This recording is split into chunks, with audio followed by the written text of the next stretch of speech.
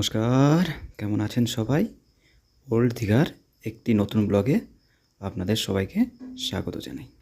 কর্মব্যস্ত জীবন থেকে যদি মুক্তি পেতে চান কিছুদিনের জন্য, তাহলে আমার মতো আপনারাও চলে আসুন ওল্ড দীঘাতে।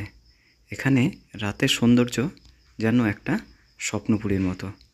আর দেখুন, আমার ঠিক পেছনে আই লাভ দীঘা লেখা আছে। আপনারা চাইলে এখানে দাঁড়িয়ে সেলফি তুলে নিতে পারবেন, একটু ভিডিও করে নিতে পারবেন, একান্ত একটু সময়ও কাটিয়ে নিতে পারবেন। দীঘা ট্যুর প্ল্যান করার সময় অনেকের মাথায় একটাই সাধারণ প্রশ্ন থাকে যে আমাদের তো বাজেট কম, তাহলে আমরা কোথায় আসবো, নিউ দীঘাতে না ওল্ড দীঘাতে? আমার মতে যারা একটু কম বাজেটে একটু বেশি ঘুরতে চান, একটু বেশি আনন্দ করতে চান, তাহারা ওল্ড দীঘাতেই আসুন। কারণ ওল্ড দীঘাতে হোটেল বলুন, রেস্টুরেন্ট বলুন, আর সমুদ্রের পাশে যে মার্কেট বলুন, সেখানে যাই বলুন, নিউ দীঘার থেকে অনেকটাই সস্তা। আর এখানে লোকজনও অনেক বেশি থাকে, আপনার ভালো লাগবে, একা একা মনে হবে না। আর নিউ দীঘাতে ওল্ড দীঘার থেকে সমুদ্রের পাশে দোকানও কম, আর ওখানে এত বেশি আপনি লোক দেখতেও পাবেন না। সন্ধ্যেবেলা বেশি ভালো লাগবে না আপনার। চলুন তাহলে একটু সমুদ্রের পাশে যাই, গিয়ে সমুদ্রের ঢেউ গুনি, আর সমুদ্রের ঢেউয়ের যে গর্জন সেটা একটু কান পেতে শুনি। যেমন ছাদে লাগানো রয়েছে। আচ্ছা, ঠিক আছে।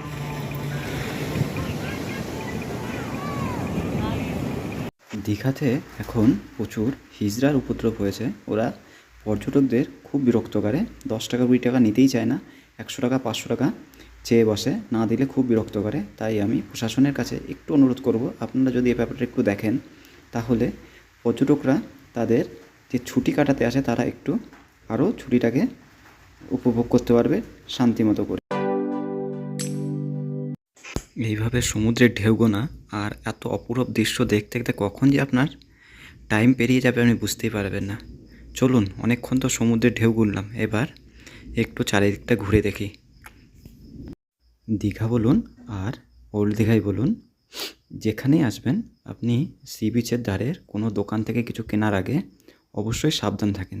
এখানে কিন্তু প্রচুর পরিমাণে স্ক্যাম হয়, আর কেউ কিন্তু আপনার সাথ দেবে না। যত দোকানদার আছে ওরা সবাই একসাথ হয়ে যাবে। অনেক তো সমুদ্রে ঢেউ ঘুরলাম, চলুন তাহলে পার্কের ভিতরটা একটু ঘুরে আসা যাক।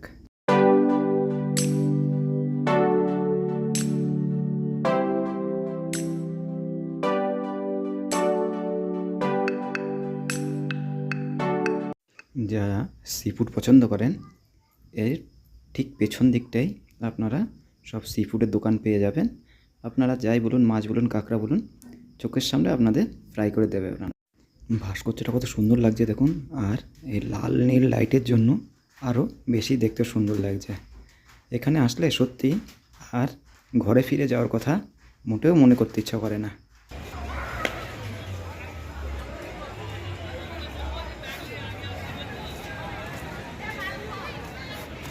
অনেক ঘুরলাম ওল্ড দীঘাতে, অনেকটাই ভালো লাগলো। এর আগেও আমি এসেছি, আমার ভালোই লাগে দীঘাতে ঘুরতে। ঠিক আছে, এবার হোটেলের দিকে যেতে হবে। আমি তো বরাবরই নিউ দীঘা থেকে উঠি, তাই এখান থেকে এখন আবার টোটো করে হোটেলের দিকে যেতে হবে। অ্যাভেলেবেল টোটো পাওয়া যায়, আপনার টোটো ভাড়া নেয় মাথা পিছু 20 টাকা করে।